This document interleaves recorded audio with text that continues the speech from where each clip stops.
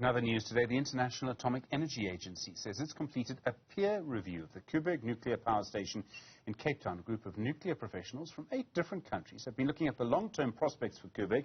We're joined now by Riedewaan Bakardien, Eskom's chief nuclear operator. Mr. Bakardien, good afternoon to you, and thank you for your time. You must be a little relieved to have an outside team from the IAEA come and give you what seems to be, maybe not quite so much a gold star, but certainly proof, in your view, that you're acting safely, that Koeberg is safe to operate. Yeah, certainly. It's been a long journey. I think the first time we got in contact with the IAEA and started this process was around 2015. And we've been doing a lot of work since then, including putting in place the requirements, the standards that the IAEA have set. And they're doing a lot of studies and defining all of the work needed to be done to extend the life of the plant.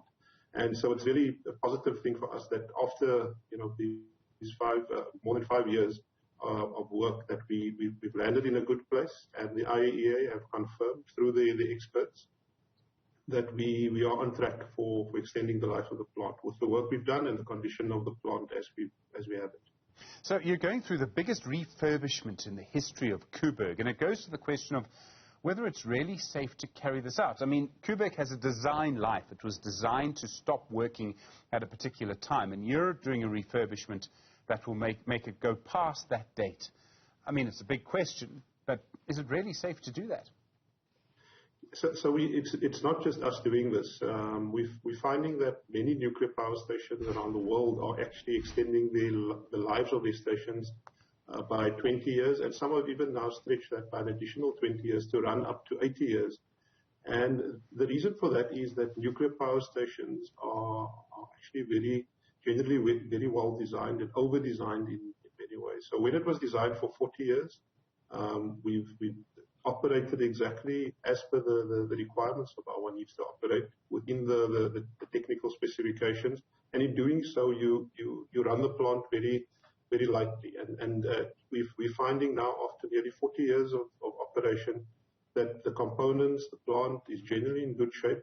But we have identified quite a bit of work still that we need to do, and which we are currently in progress with. This is not something new. This is something many people are doing around the world with nuclear power. There were already delays to this process, as I understand it, and the longer it goes on, the longer that Koeberg and parts of Koeberg, 2 units, of course, are out of commission, the greater the risk of load shedding. Are you confident you'll be able to do it without any further delays? Well, generally, we do a lot of the maintenance and the upgrades, the plant upgrades during outages, like the one we're currently busy with on one of the Koeberg units.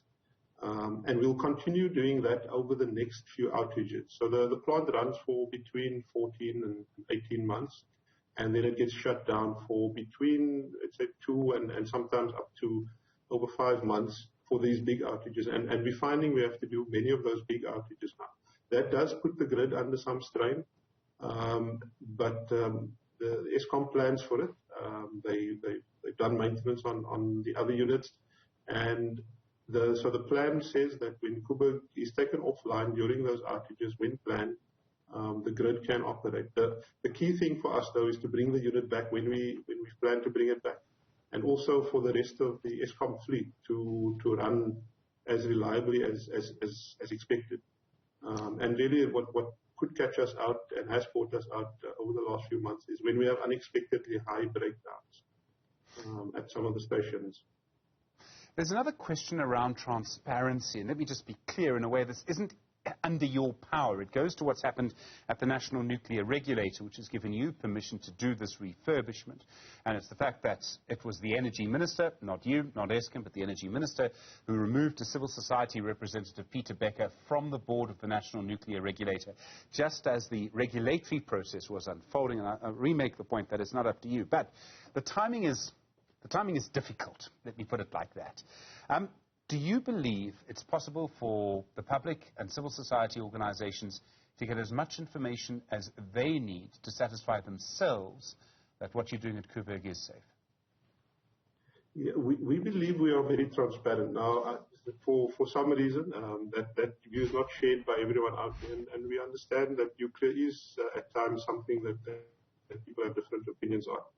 But when I say we are transparent, last week we had a meeting with the public around the power station. It's also attended by some of the anti-nuclear groups that often do speak up against nuclear or against Koeberg.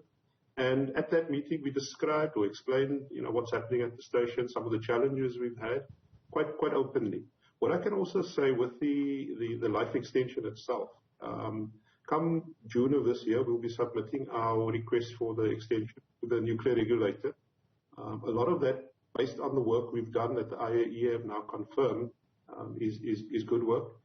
And when we submit that to the regulator, we will also be submitting to the public information that they would then be able to use to comment on the safety of Koeberg to operate. So part of the review process that the nuclear regulator undertakes actually involves engagement with the public.